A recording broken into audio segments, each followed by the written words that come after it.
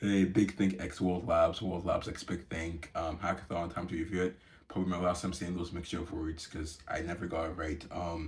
But all in all, thank God, it was an amazing hackathon. I had a great time. The attendees had a great time.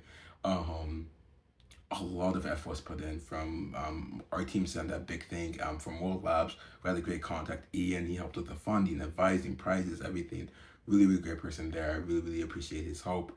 It was a great time. Just to be blunt out, just to get the numbers out of the way. So I still don't know how many people stayed till the end because it was a bit tricky with the logistics of that. I'll get into logistics in a second. But we had 40 as a quota originally, and then after seeing attend registration rise up to 62, we moved up to like 50, 55, and then in terms of actual checked in people, we got about 32. Just to be clear though, I would like to say 32 is the number of how many people actually came, but my issue is that not everyone was checked in, right? It was a bit of a messy process, and it was kind of like, so people came in like, I didn't anticipate people coming in at different times with the event, which I thought was really weird. I never really associated CS people with arriving late, right? Especially the hackathon. Because in my head, it's like you want to be there on time. Even though I come late to hackathons, but like still, like, you want to be there on time because it's such a time is such a precious resource. Um, but yeah, 32 checked in. That's we can just use that as a safe number. Then in terms of how many people stay to the end, I want to say 20, 25, maybe even less, maybe more. Um, but it wasn't 40. We didn't reach that 40 quota. I think that's for sure. I think there is reasons as to why. I think one is still new technology. Spatial intelligence is a word that people just like don't think about. Even world models, like I say the loss. Like anytime I say world model, I expect a reaction from someone like, "Oh yeah, world models, world models." But like a lot of people have no idea what they are, right? Like I forget that I'm in my own world sometimes. Like if I say Yanli Kun, that name doesn't really bring up emotions or Feifei Lee or World Labs or stuff along those lines, right? So it's not a tool where everyone's familiar with it versus something like a large language model where people are like, oh, immediately they know what to do, they know what to build, and because of that, I think it was a bit harder for that transition period, and I think that was another area of friction that we lost people. I remember I said like there's different areas of friction, even from the registration to taking people from the registration on Luma to Disco was an area of friction, and we lost some people. I think just like the transition to a new area of technology was another point of friction that we did lose some people. But in terms of people who stayed, I think they built like some really amazing projects. I'm just gonna be very blunt again. There was a point in the hackathon where I asked myself if I was competing in this hackathon, could I easily win? And I was trying to be humble, like, oh, I don't know, like maybe, probably would win, but like I don't know, right? But after seeing the project, I wasn't a judge, but after seeing the project, I don't think it's as clear cut. I definitely think I would have had an edge having familiarity with it, but I also think people thought of projects I've never really thought about. And I think that was something I was really, really impressed with, really, really happy with. In terms of the projects themselves, I know a goal of mine was to have projects that kind of like blow the other projects from previous World Labs hackathons out of the water. And I'm still debating, like I just started thinking about this before this video, funny enough, but I'm still debating if that was the case. I definitely think they were more innovative things in terms of their production readiness. Like if they were to be shipped right now to millions and millions of people, I don't think they would be ready. But in terms of the path they took, I definitely could see them being more promising than other projects I saw in the previous hackathons. I will say one thing the previous hackathons did have, they had a better grasp of the tool and its an awareness of how it should work, like how the capabilities of it. I think they fully exploited that, but they just fully exploited that in a limited range. Whereas the people at this hackathon, if they found one use, right? They found one really good use, and then they just ran with that. I don't know. Maybe you prefer one approach, maybe you prefer another. I'm biased because I like my people, so I'm definitely going to say I was really impressed with how they went about that. I also want to say another thing.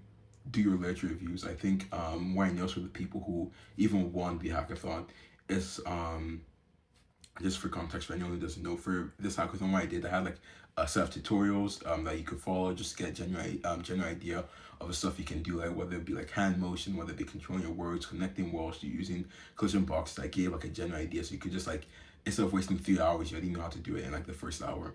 So I gave that as a resource. I also gave other World Labs resources that was given to us by our contact in the resources document. And the people I saw win the hackathon for the different tracks were people who had stuff that came from that realm of tutorials, and the people I saw struggle more or just not win were the people who didn't really the people who really invest in the literature, like the resources. I think that's a big thing for hackathons. I think if there was one piece of advice I could give to anyone doing hackathons, so you just do a literature review on what's been done. Because a lot of time is wasted reinventing the wheel when there's nothing to really be gained. Like, you get your skills, but like you can still get those skills by reinventing something that uses the wheel already, like building a new car, right? Um, I really do think I was really happy. I wasn't disappointed with the people who didn't follow the lecture. I was just really happy with the people who did. I think it was much to their benefit as it was to make me happy, because I did put some effort in the videos, and it's like it's funny because like I saw the views go up dramatically, and someone actually came up to me and talked to me about like the videos. Like, dang, okay, I guess people actually watch them. So that was really awesome to see. That was really awesome to see. Logistics wise, I do think promotion we could have done better. I think promotion, near the event when we had 62 and our quota was 40, I was like, oh dang, we did pretty well for promotion, even though we can't really did our promotion spend the week leading up to it and nothing much before. But now looking back, I think if let's say we get 50%, right? Let's say we get 50%, and let's assume it's this percentage and not like just a limited number like 20. I definitely think we should push like for maybe even 100. That's the one thing in terms of promotion. The second thing I think is a big thing, where you really have to have people stay within the building. Like there has to be some incentive to stay within location, because a lot of people, I want to say went home, not a lot, but like a good number, like 5, 10, 15 went home. That's not 15, not true. Like 5, 10. They went home, and then I think when you go home, you don't really have the inspiration, you don't have the incentive to really continue pursuing this thing, especially if you run into trouble, right? I don't think I made myself as clear of a resource as possible. I think I was much more on the move. I was here and there going up to people, but I didn't have like a table where people could come up to me. I think I could have done that. I think with bigger hackathons, you more so have the incentive, because like you have these companies here, you have people who can talk, you have connections, and that's immediately something that's something that's anchored in that location, right? But for me, you can reach me on Discord, so I think that's something as we do more small hackathons, we should really figure out. Food worked out pretty well. Pizza worked out. I'm still a bit annoyed because Instacart, it did work. Like we Instacart like some groceries. However, it didn't deliver the water, which we didn't end up needing. We had like more drinks than we needed, but still like I paid for the water. I got a refund, but it's like it's kind of weird I didn't get the water. Um, but yeah, it went well. I think I should really become more comfortable with my opening speeches. I think the opening speech was pretty good. Like I was looking at the videos and editing them for the whole compilation video. I was looking at my opening speech. And I did that thing where I get nervous and I went a bit fast. I also kind of copied on the beginning, only by a bit, because I had our president introduce the club, right? And that wasn't something that was planned. It was like in the last minute, it's like I needed someone else to be there for some reason. So I think I copped out there. So next time I won't do that. Um, but yeah, I think I did really well. I think opening speech was good. Just have to like enunciate more and then slow down the presentation.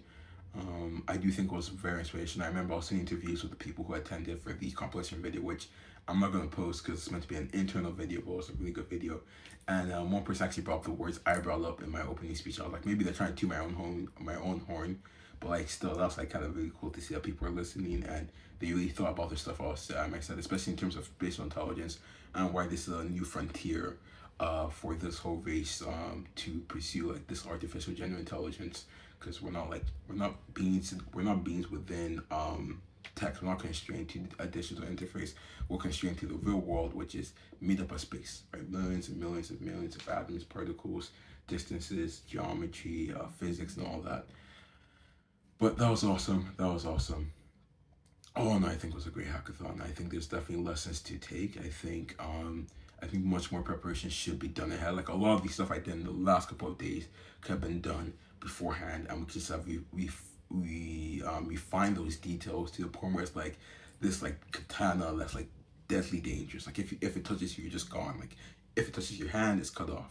And that's like how we should have the event details, even though they have to adapt day of. But even then, logistics, I don't think there was any logistics that was a big issue.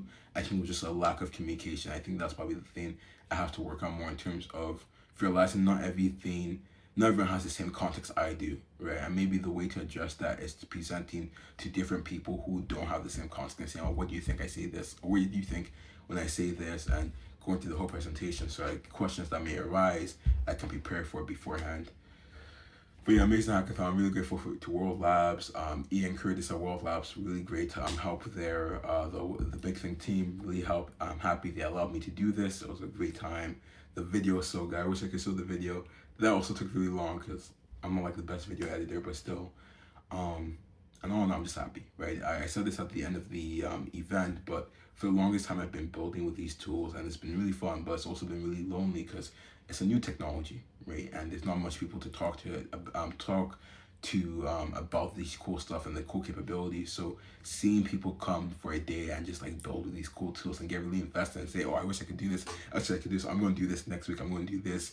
It was a great time for me. It's like I got to see my eyes light up. And I think it really reminded me how social technology is. It's not this thing where you're just building your own AI agents or your tools in a silo. It's really a matter of show and tell, right? You just want to build cool things and show people, and they build cool things and show you, and just keep on going to like forever.